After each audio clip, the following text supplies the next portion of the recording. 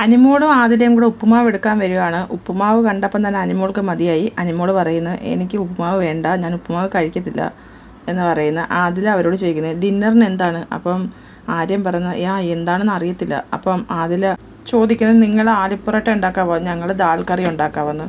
അപ്പം അവരോട് വീണ്ടും ആര്യം ബാക്കിയുള്ള ക്യാപ്റ്റന്മാരോടും ചോദിക്കുന്നു ആലിപ്പുറോട്ട ഉണ്ടാക്കാവോ നിങ്ങൾ, ഞങ്ങൾ ദാൽ കറി ഉണ്ടാക്കാമെന്ന് ആതിര വിളിച്ച് ചോദിക്കുന്നു.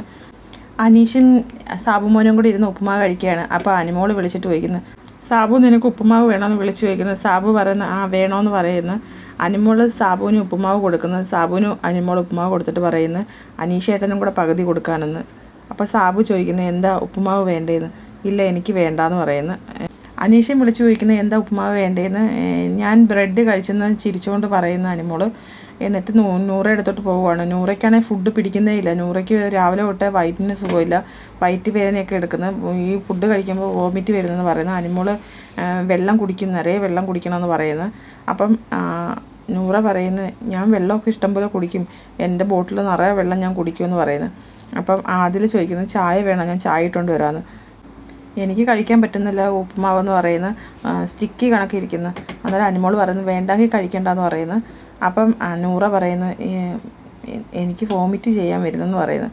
അന്നേരം അനിമോൾ പറയുന്നത് അങ്ങനെയൊന്നും തോന്നില്ലല്ലോ എന്ന് പറയുന്നത്. അന്നേരം നൂറ പറയുന്നത് എനിക്ക് ഇത്ര നാൾ ഒരു കുഴപ്പമില്ലായിരുന്നു, വയറ്റിനൊന്നും ഒരു പ്രശ്നമില്ലായിരുന്നു, ഇവർ ഫുഡ് ഉണ്ടാക്കാൻ തുടങ്ങിയോ അന്ന് തൊട്ടേ എനിക്ക് വയ്യ, എനിക്ക് വയറ്റിന് പിടിക്കുന്നില്ലെന്ന് പറയുന്നു. ആര്യൻ അവിടെ നിന്നിട്ട് വിളിച്ചേക്കുന്നത് അനീഷേട്ട മുട്ട എടുത്തോ. അപ്പോൾ അനീഷ് പറയുന്നത് എൻ്റെ മുട്ടയെ ഞാൻ ഇതുവരെ കഴിച്ചില്ല, പിന്നെയാണ് മറ്റുള്ളവരുടെ മുട്ടയെന്ന് പറയുന്നത്. അപ്പം അടുത്തൊരു ലൈവ് അപ്ഡേറ്റുമായിട്ട് ഞാൻ വീണ്ടും വരാം. എല്ലാവരും ചാനലൊന്ന് സബ്സ്ക്രൈബ് ചെയ്യണേ, സപ്പോർട്ട് ചെയ്യണേ.